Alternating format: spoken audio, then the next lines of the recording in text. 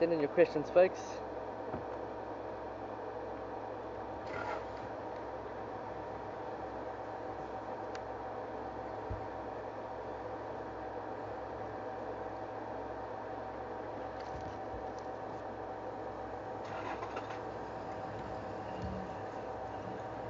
Looks like the two Juma guys are going to swap places.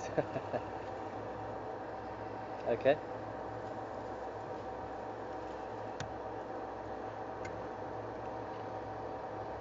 Okay, hi there, Jamie. Jamie's asking, has Karula made the boys go on their own yet? Well, certainly this is a classic sort of example that no, it hasn't. We've seen them in the last couple of days spending quite a bit of time with Karula, and although when they do sort of spend the time apart, those days seem to be getting longer and longer apart. So Jamie, I do not think it's going to be too long before it's going to happen, but certainly it hasn't happened yet, and we're not too sure as to how it's going to work, what's going to happen, whether Karula is going to be displaced, or whether, you know, if the one boy is going to stay here, whether both of the boys are going to be sort of led away. So we don't know yet, and but certainly they are still spending quite a bit of time with all three together. And here we have Karula providing for the boys. Let me see if I can change angles. You alright? I'm fine to go wherever.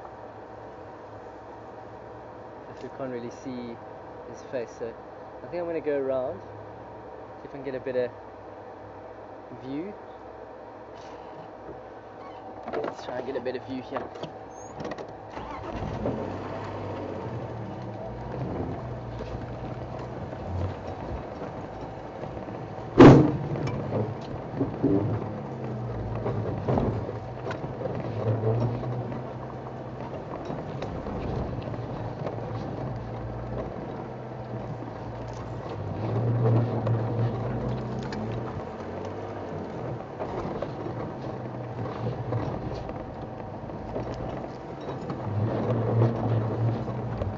Going to head round, and then I'll answer the question again. Just let me get into position again.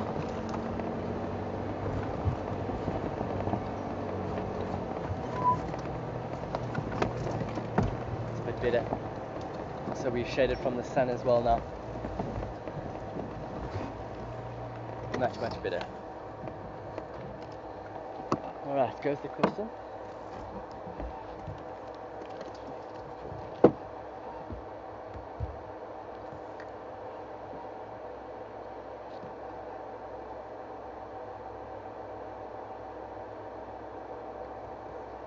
Thank you. Hello, Monty. And Monty's asked, how high? If you have a look at, you'll see this particular tree that this kill's been hoisted in. You'll see that there's no sort of mid-branch or a branch closer to the ground, and I'd say from the ground to where the first branch is to the right is probably a good 4 meters up. And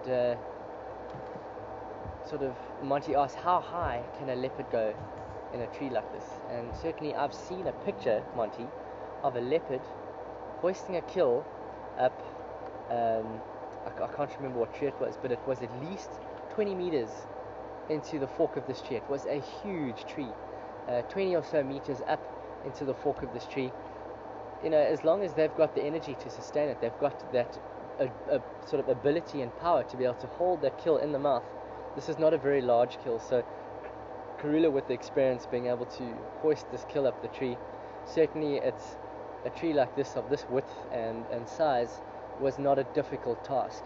And certainly depending on the tree, if it's a harder tree, but this is certainly wasn't a very difficult one, because the kill, first of all, was not very large. It depends on the kill. If the kill's big, of course they're not going to be able to hoist it in any sort of high tree, and she'll probably find a lower branched tree. So yeah, it certainly depends, Monty, on the size of the kill as to how high. But if it's a smallish kill, there's almost no limit, because the limit is their amount of energy that they have to be able to do it. That's the only thing limiting them. Don't drop it, Nduna. It's got a good grip on it. It's not very heavy. Oh no. He's gonna move it now.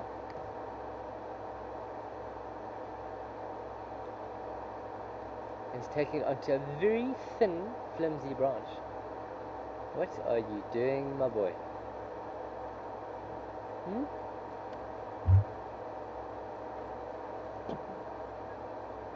Just gonna move a bit further down. Oh, you're right there. Let's just see where he goes with it. Maybe he's... Oh! This is complete inexperience. Because they should generally, once that kill is hoisted, it should be in a position that they should be able to feed in it with ease and not have to move it. And Karula obviously did that and put in the fork. And now we've got Nduna's inexperience here wanting to move this thing around, which is not a good move.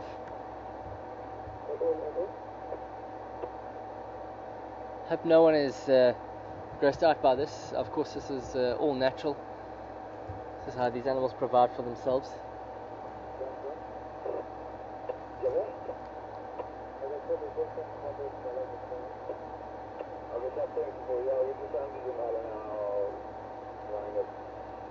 So just taking a bit of a breather, resting his rear end on the branch. Looks like he's had a bit of food there. His belly is quite extended, as I said earlier. And the other leopard, Karula, lying down about 50-80 meters to our east, or from this tree east, where we initially stopped. And she's lying flat under a bush.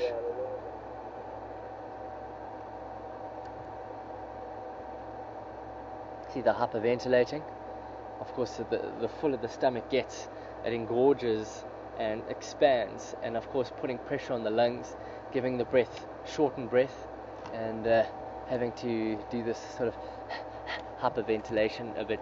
When you see lions after a very large kill, they can lie there for 24 hours with bellies like you cannot believe how much they've expanded, and they just for the full 24 hours.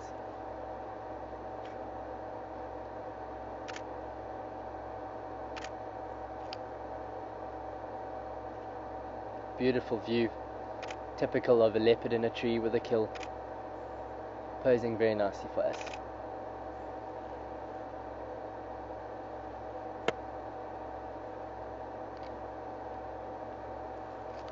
It's like a female duiker.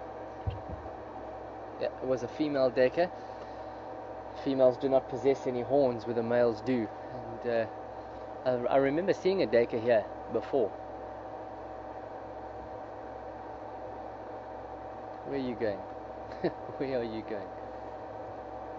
You see that rear end sort of hanging down a bit. Not much left of it. Okay.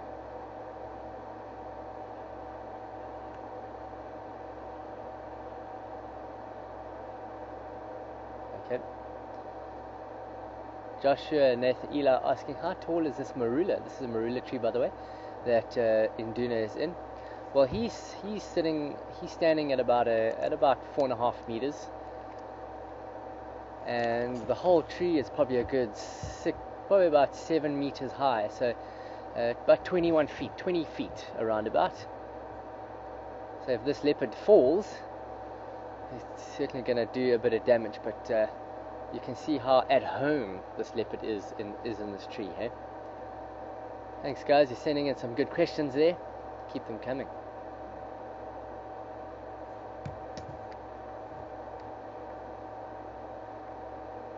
He just needs to calm down and just get a nice comfortable position, almost like a sitting position that he can feed. I can't believe we're doing that. I mean, look at this. This is amazing.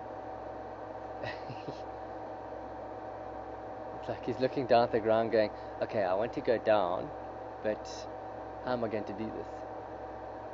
Probably find that he'll go head first, put the first 2 sort of steps down and then jump all the way down instead of trying to climb down the whole tree trunk. He'll go 1, 2 and then jump. So we'll see what he wants to do here. Look at that view. He's got a nice beautiful view out here.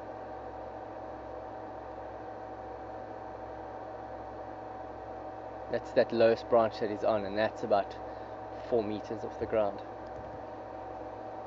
Yeah, let's see what he's going to do. He wants to come down. There we go. Oh, that's the first step. Oh, and no, jump. Very clumsy. He's not very good at it. He had to jump. Let's see where he's maybe going to go join Karula.